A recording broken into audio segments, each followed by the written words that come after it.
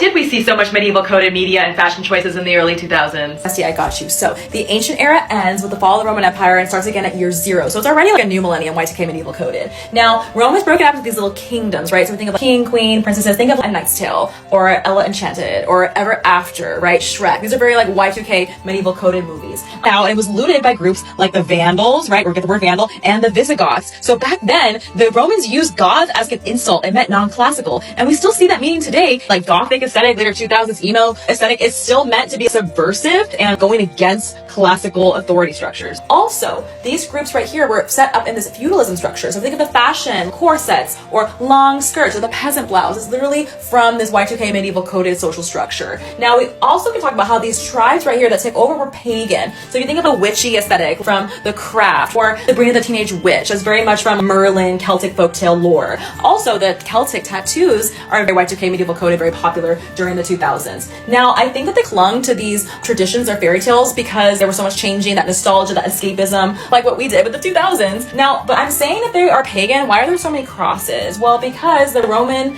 Empire is gone, the western half, but the Roman Catholic Church is still around. So that religion becomes a dominating force. They're all trying to prove how religious they are, maybe like a purity ring. I don't know. But then what happens in 610 is there's this new religion founded called the religion of Islam, right? And that begins to spread to the Crusades to try and stop that from doing that, but it doesn't really fully work because honestly, the Muslim scholars were in their golden age era. So then they romanticize war as more of like a hero's quest. But what does happen with the Crusades is they go on the Silk Road over to Asia and they get diseases like the Black Death, okay? And that's really sad. Now what happens is in the fall of Constantinople, that date is the end of the Middle Ages.